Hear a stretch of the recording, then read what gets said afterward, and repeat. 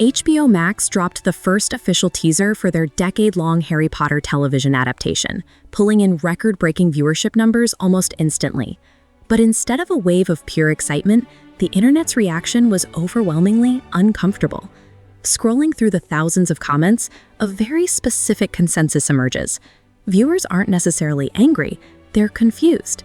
As one top comment put it, the footage feels like a live-action version of a live-action movie. Another user nailed the exact psychological friction at play here.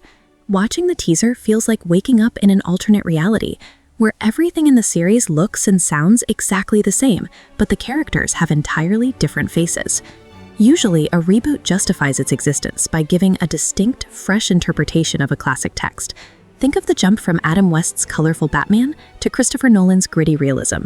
But this project is doing the exact opposite. It's inducing a heavy dose of déjà vu. The studio clearly thought they played it safe by delivering a highly faithful on-screen wizarding world. Instead, mapping new actors over a one-to-one recreation of a universe we've spent 25 years memorizing has triggered a jarring emotional dissonance. It feels uncanny.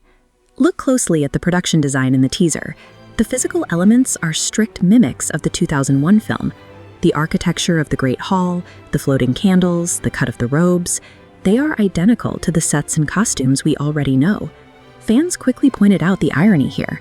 Early reports suggested the production team was actually looking forward to creating their own interpretation of this universe. Then the first look photos dropped, and everyone realized they had essentially just recreated the old director's vision with new people standing in the frame. To be fair, the aesthetic of boarding school uniforms inside old British buildings has a fairly consistent, rigid look in the real world. That historical reality gives the show a built-in excuse for the visual sameness. But there's also a massive financial incentive at play. By reusing familiar iconography, the studio gets to cash in immediately. It's an if it ain't broke, don't fix it strategy to secure the established audience without asking them to adjust to new visual languages. Yet the single most jarring duplicated element isn't visual at all. It's the reuse of John Williams' original musical score. Hearing those exact same iconic notes play over a completely different cast makes the entire trailer feel slightly off balance. This prioritization of brand recognition over creative evolution results in an aesthetic clone. By tethering every visual choice to the 2001 films, the production defines itself by what it copies rather than what it innovates. That brings us to the actual humans on screen. Recasting these roles is an uphill battle because these specific characters have been culturally saturated by the exact same actors for over 2.5 decades. The audience anxiety around replacing these definitive performances is massive.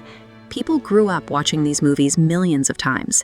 Trying to accept anyone else playing the Transfiguration Professor after Maggie Smith's distinct, razor-sharp portrayal is a tough pill to swallow for many viewers.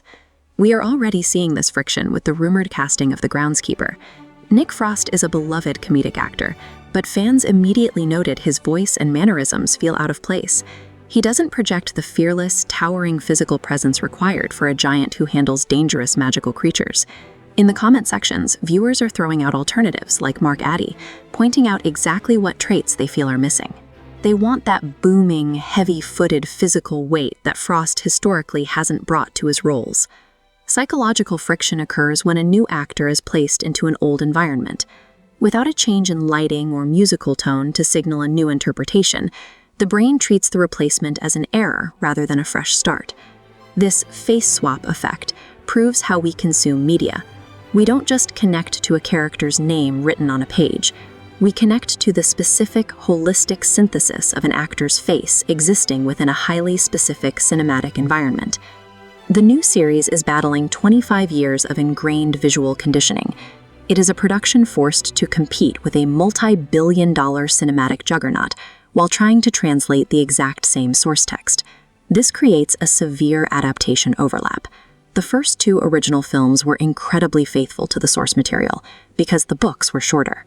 Because of that, early seasons of this television show are inevitably going to overlap heavily with the movies, making them feel highly redundant. This chart shows the plot fidelity of the original movies compared to the projected television seasons. Notice the large expansion zone over on the right. This is the silver lining.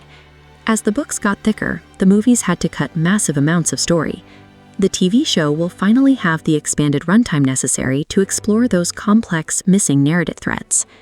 That expanded lore is really the only structural element that might justify this reboot's existence. Adding 10 hours of screen time to the later years allows them to dig into character backstories and magical politics that the 2-hour films simply had to abandon. Until we reach those later seasons, the series is going to face intense scrutiny from a deeply invested fanbase. Viewers are waiting to see if the television format can deliver actual narrative substance, or if it's just offering an empty, shot-for-shot replication. This project pushes intellectual property nostalgia to its breaking point. It serves as a measure of the audience's patience for replication, determining how much of a familiar world can be recycled before a remake feels entirely redundant.